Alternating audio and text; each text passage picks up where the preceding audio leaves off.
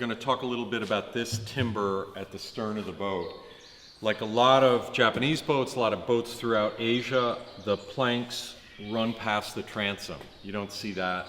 You don't see that in the West. Although, interestingly, I was looking at, when I was teaching in Hobart, Tasmania, I was looking at some of the local dinghies, and the boat builders actually do run the planking past the transom, I don't know, about a ½ inch, something I've never seen before outside of Asia.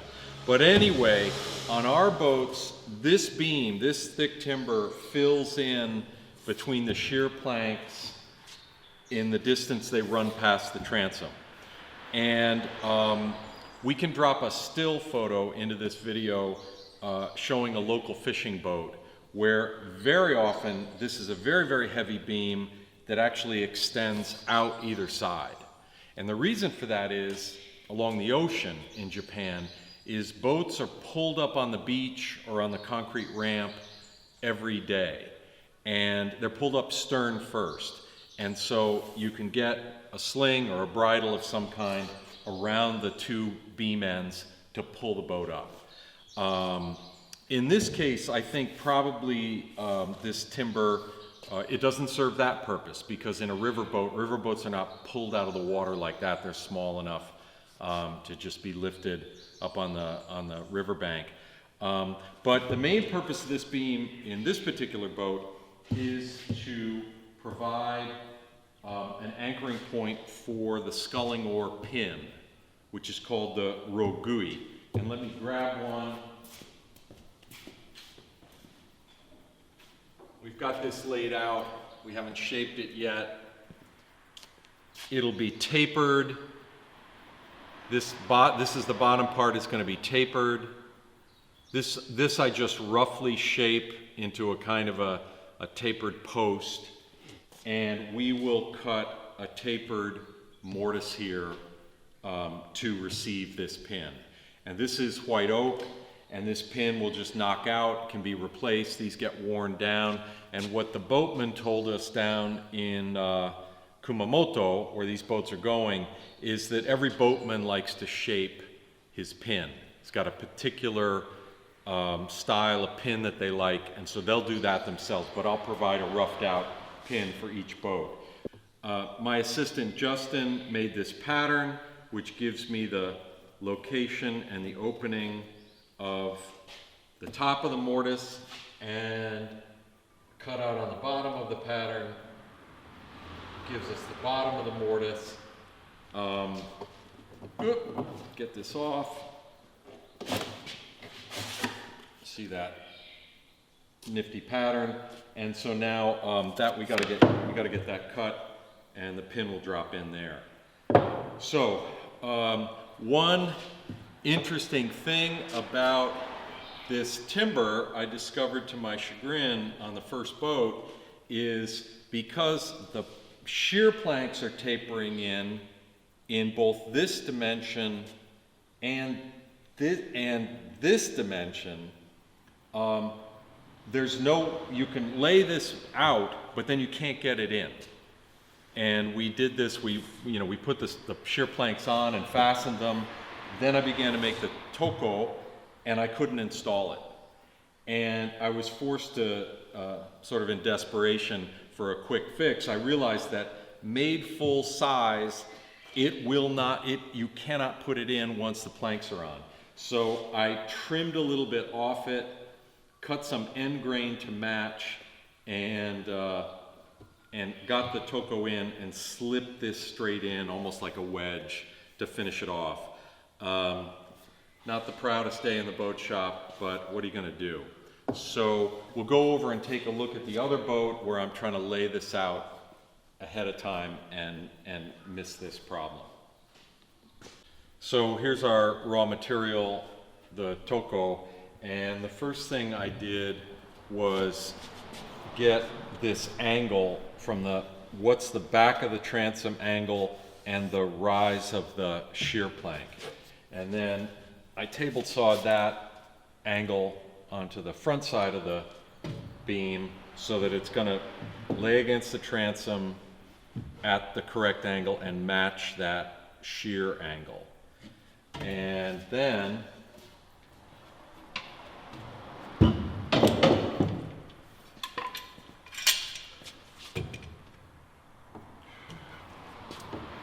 clamp this closed.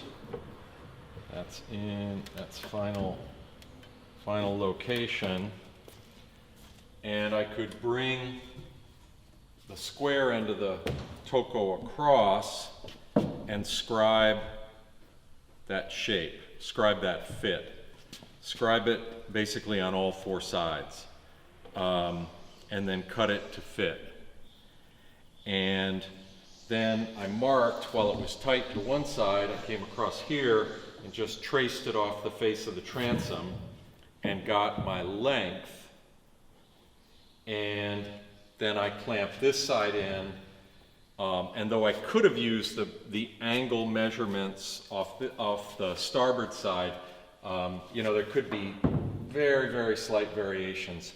So I took those measurements and then laid them out. So that's scribed off the edge of the transom. That's taken with the bevel gauge. That's scribed off the back using the plank clamped in place. And then I'll connect the dots on the bottom. And now I cut that compound angle, and hopefully it fits. And what I'll do is I'll use temporary screws in the locations where I plan to nail it later, eventually, and I will screw fasten this through the top of the transom, hold it in place, and then we'll just go ahead and put the shear planks up and fasten those. So that is the process. When you make this kind of cut, you want to rotate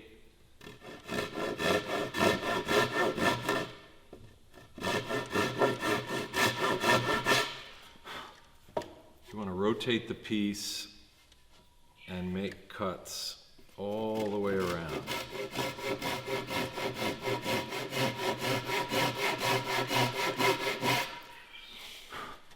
And I need one more line.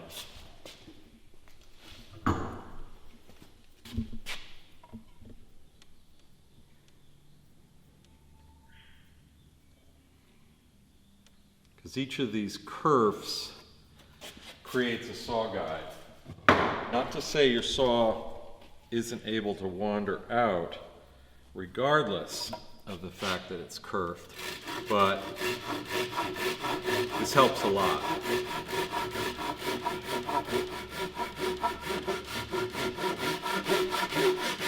And the genius of the Japanese handsaw is that it cuts on the pull stroke, and so the saw is in tension rather than in compression with such as American and European saws. So it's more likely to track straight because you're pulling it, and so it just wants to stay straight. Again, no guarantee, so I want to watch carefully.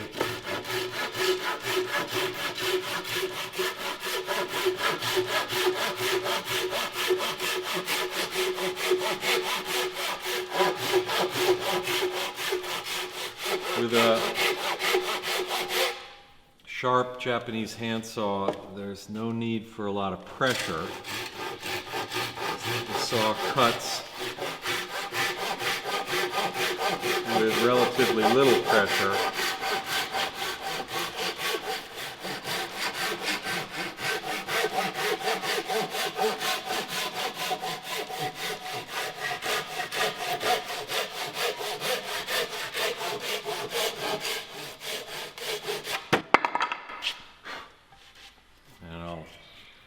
Touch that with a hand clamp.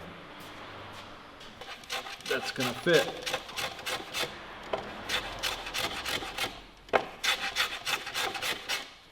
That's it.